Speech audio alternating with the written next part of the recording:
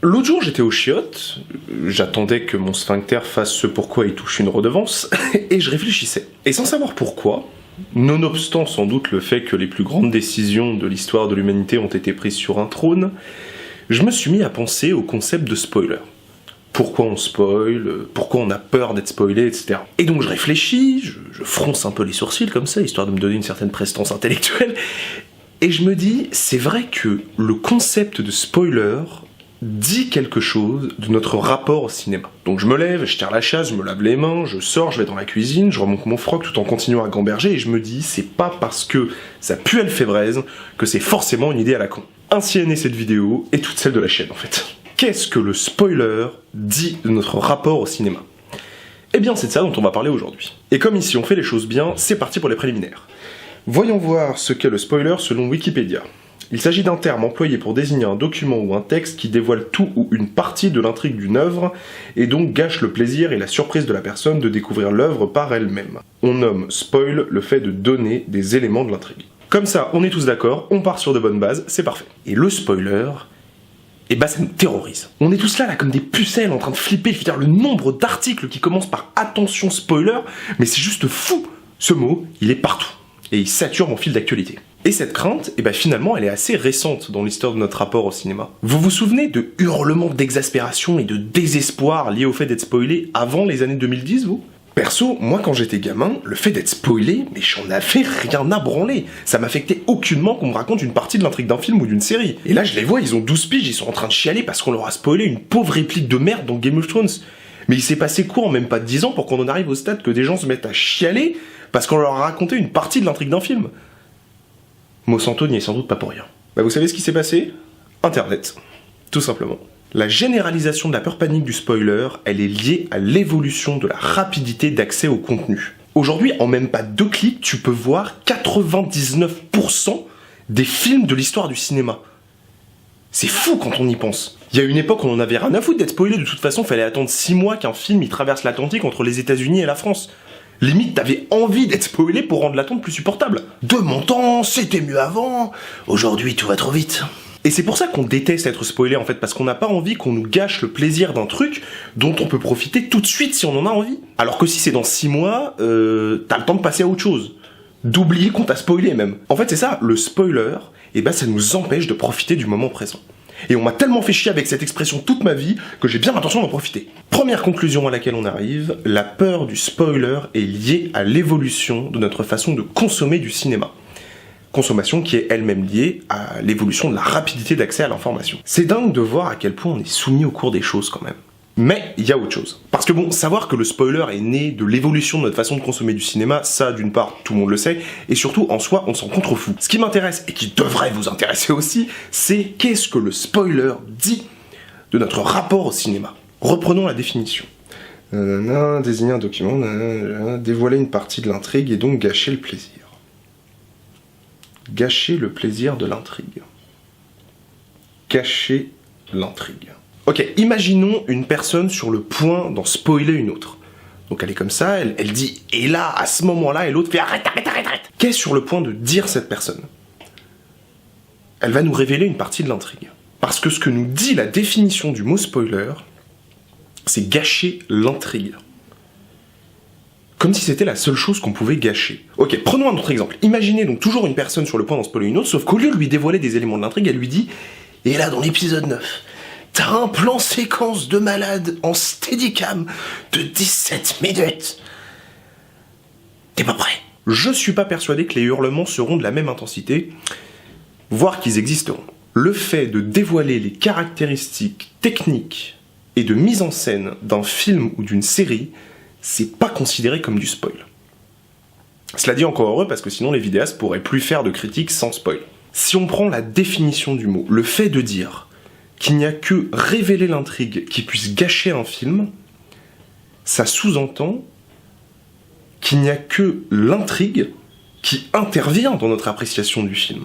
Sauf que l'intrigue en soi, on s'en fout dans un film, je veux dire, c'est pas ça qui fait d'un film un film, c'est pas ça qui est important. Ce qui est important, c'est la démarche du réalisateur, le travail avec les comédiens, les choix de décors, les choix de costumes, la direction de la photographie. Alors oui, avoir une intrigue qui tient la route, c'est toujours mieux, mais le plaisir cinématographique, il ne naît pas de ça.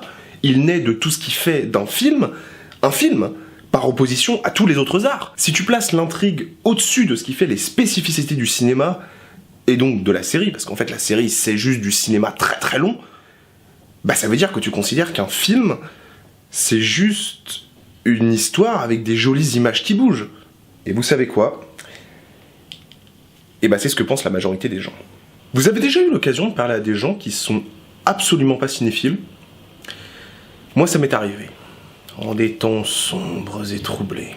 Et en fréquentant ceux que j'ai coutume d'appeler les maudits, je me suis rendu compte qu'il y avait énormément de gens, et même une majorité à vrai dire, qui n'en avaient strictement rien à foutre du caractère cinématographique des films ou des séries qu'ils regardent. La seule et unique chose qui les intéresse, c'est qu'on leur raconte une bonne histoire. Et c'est d'ailleurs au cours d'une de ces expéditions que j'ai découvert le désormais célèbre théorème de Dex, c'est moi qui l'ai inventé, donc je lui donne mon nom, c'est normal, qui établit le rapport mathématique suivant. Plus quelqu'un a peur de se faire spoiler, moins il accorde d'importance aux qualités artistiques de ce qu'il regarde. Bon bah du coup, deuxième conclusion à laquelle on arrive, la peur du spoiler témoigne du fait qu'on n'en a rien à foutre du cinéma.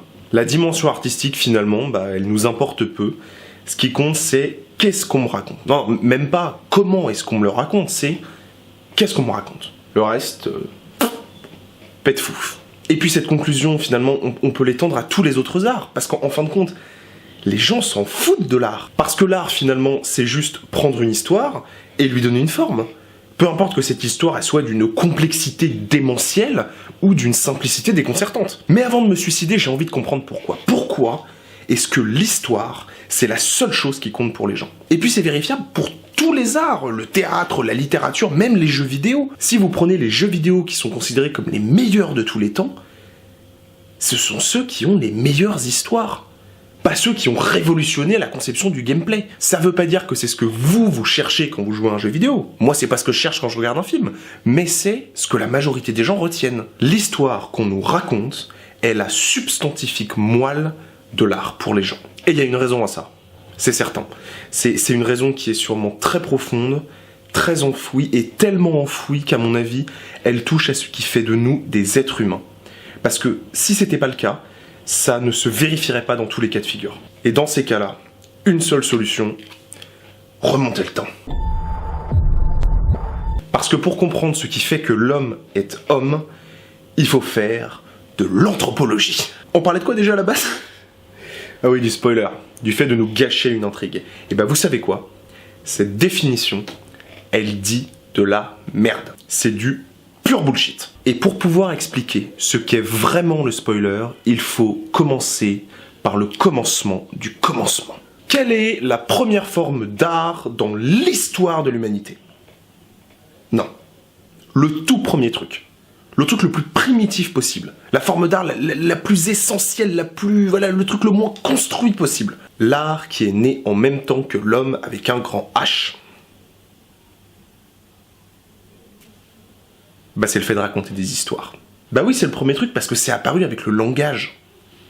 Avec le langage. Avec le fait que je puisse m'exprimer et que quelqu'un qui est un autre que moi puisse me comprendre. Et comme je vois venir les 2-3 connards qui vont me faire chier avec les peintures rupestres, les plus anciennes peintures rupestres connues de l'homme datent de moins 40 000 ans, tandis que les experts s'accordent à dire que le langage date d'au moins 50 000 avant Jésus-Christ, si ce n'est avant. Ils sont généreux quand ils disent ça. On a parlé avant de dessiner, point dans ta gueule, Lascaux. La parole a toujours précédé aux images. J'y peux rien, ça me fait chier en tant que cinéphile de le savoir, mais c'est comme ça. Il faut quand même dire que la parole, c'est un truc très pratique, parce qu'à partir du moment où vous pouvez communiquer avec quelqu'un, vous pouvez lui transmettre quelque chose. Avec le langage, vous pouvez partager une émotion et faire en sorte qu'il la ressente à son tour. Juste avec les mots. Et pour être certain que la personne qui est en face de vous comprenne et ressente l'émotion que vous lui partagez, qu'est-ce que vous faites ? Si vous vous êtes fait larguer, que vous êtes triste et que vous voulez le dire à vos potes, qu'est-ce que vous allez faire pour qu'ils comprennent à quel point vous êtes triste ? Vous allez raconter. Vous allez donc faire de cette émotion une histoire. Parce que l'histoire aussi est une forme. C'est la forme que l'on donne à une émotion pour être certain qu'elle soit reçue. Le fondement, la dimension la plus essentielle de l'art, c'est l'émotion, et la façon la plus simple, la plus directe et la plus instinctive, donc la plus humaine de le faire, mais c'est par une histoire, c'est de raconter une histoire. Même moi, je suis d'accord pour dire qu'il y a un côté un peu péteux à se préoccuper de la mise en scène, de la photographie, des techniques d'écriture, alors que rien ne vaut une bonne histoire et les émotions qu'elle nous donne à vivre. Donc en fait, la définition du spoiler, elle dit de la merde. C'est pas révéler l'intrigue, le problème. C'est pas gâcher le suspense, le problème. Non, le problème, c'est d'amoindrir les émotions que l'histoire veut nous faire vivre. Parce que si on connaît déjà ces émotions, eh ben on s'y prépare. Et si on y est préparé, alors on les ressent pas. Ou on les ressent moins. On a peur de se faire spoiler, on veut pas se faire spoiler, parce qu'on veut pouvoir ressentir ce qu'on a à nous transmettre. Et qu'on le veuille ou non, pour la majorité des gens, ces émotions, elles ne passent que par l'histoire qu'on leur raconte. Parce que c'est la manière la plus simple, la plus primitive et la plus humaine, finalement, de les recevoir. Moi, ces gens, j'ai envie de leur répondre qu'il existe un langage cinématographique et que, à travers ce qui fait que le cinéma est le cinéma par opposition aux autres arts, il peut lui aussi nous transmettre des émotions très fortes par le biais d'un langage, justement. Sauf que le langage cinématographique, c'est un langage qui s'apprend, alors que celui par lequel se racontent les histoires, il est inné et universel. Donc on peut pas lutter.